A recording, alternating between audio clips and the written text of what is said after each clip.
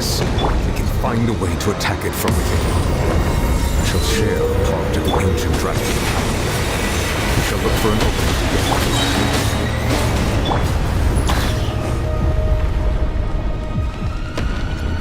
I can feel its sorrow turning into hostility.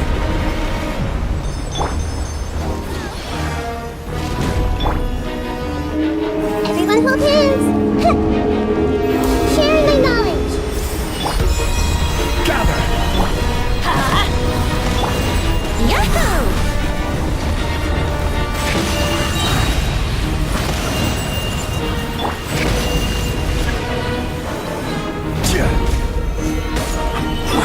The all-devouring narwhal cannot resist its instinct to devour. Continue to trigger its hostility. Chance will be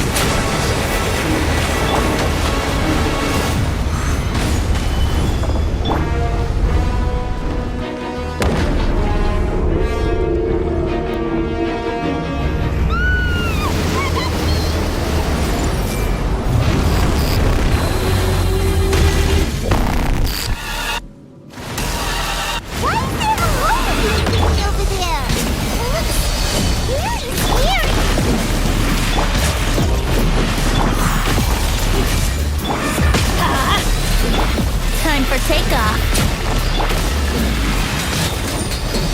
gather! Everybody stand back! I have granted you my protection. Do not fear. Seize the moment and use my power to suppress its root from within.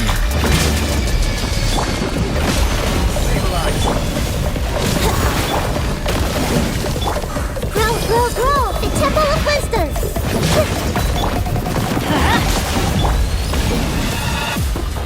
Yahoo! Gather! This may turn a little. Teamwork is dreamwork! Think you can get away? Here we go! Committed to memory! Stabilize! Yahoo!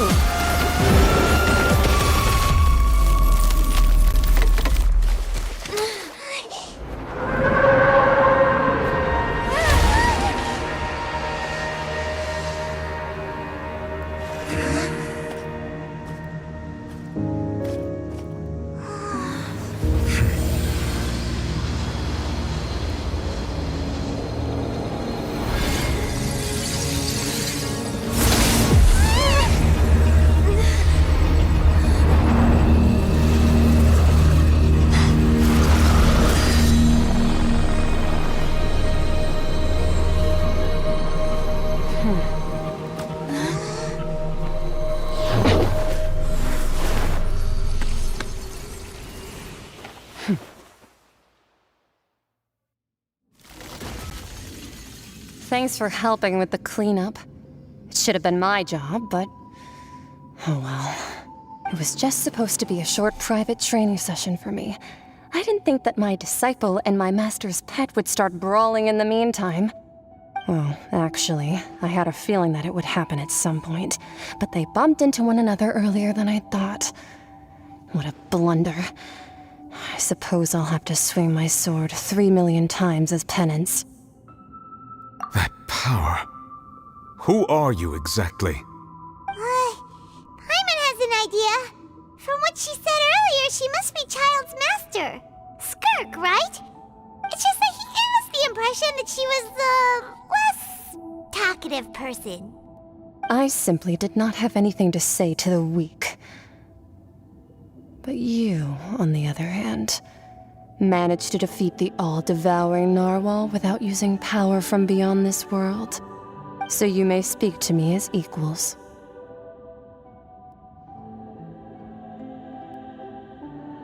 I have to agree. It's a strange use of a planet's primordial waters just to raise an all-devouring narwhal. That kind of power is wasted on it. It's not cooperative. It eats too much.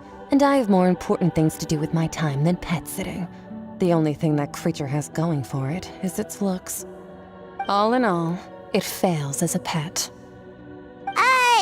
Miss Skirk? I think you might have missed the point. The point being? Well, being that this almost destroyed an entire nation. So what sort of person is your master? Well, child's master's master. Wait, is that right? Oh, right. So you don't know him. Sorry, I assumed you did. His name is Sir Taloji. Huh? I am unfamiliar with that name. Huh. So Master is insufficiently famous. How should I describe him then? Have you heard of the name The Fowl? The Fowl? Still nothing? Well, how about the Visionary? Vetterfalnir then? Or Gold Rhine-daughter? Ooh, that one we've heard. Rhine-daughter's part of the Hexen Circle. She's Albedo's mom, right? Oh, so you do know that name. To be honest, I also heard all of those names and titles from my master. I don't actually know them either. But I suppose you understand now, yes? My master is likely a similar sort to Rhine-daughter. They are both pursuing some form of perfection. Wait, didn't you also mention a visionary person? Paimon didn't quite catch their name. Actually, never mind that. I believe it expedient to inform you that the all-devouring narwhal used up nearly all its strength fighting you. Such roiling hydro energies will prove difficult for the planet's deep seas to digest. As such, the Fontaine back on the surface has most likely been thrown into chaos. In other words, the prophecy that you've been fretting over should now be in full swing. What?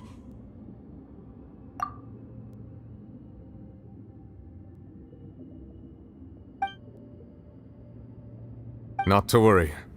Focalor has already managed to deceive the heavenly principles. In the end, the people will all be dissolved into the waters, and only Farina will remain, weeping on her throne.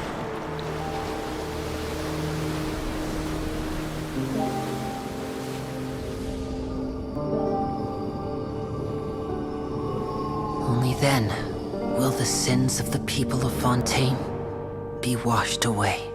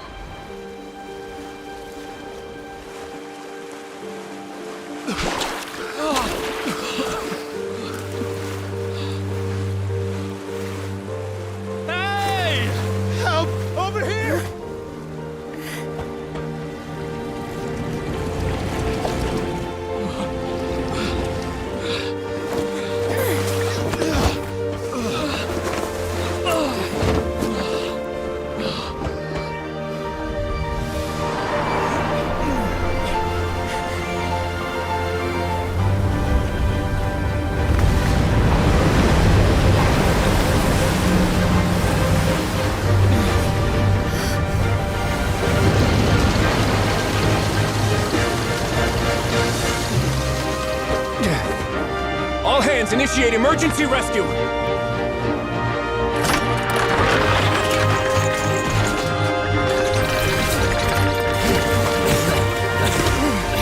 Hurry!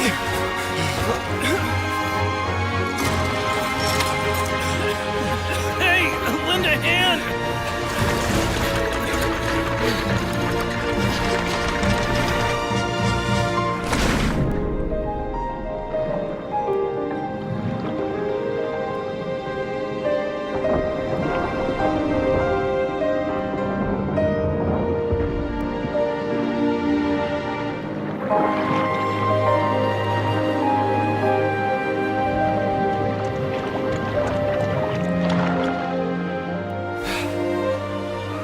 Look!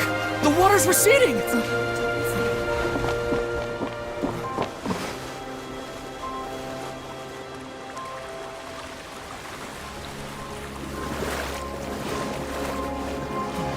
It's a miracle! Water's receding. We didn't dissolve. The prophecy was wrong. The prophecy was wrong.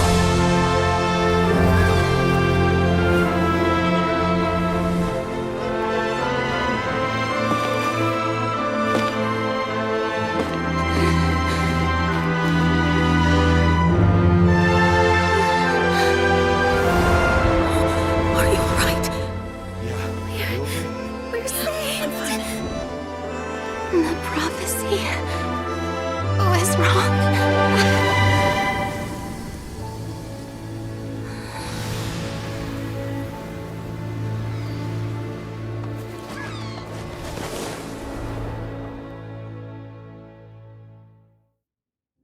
Sure, I'll play.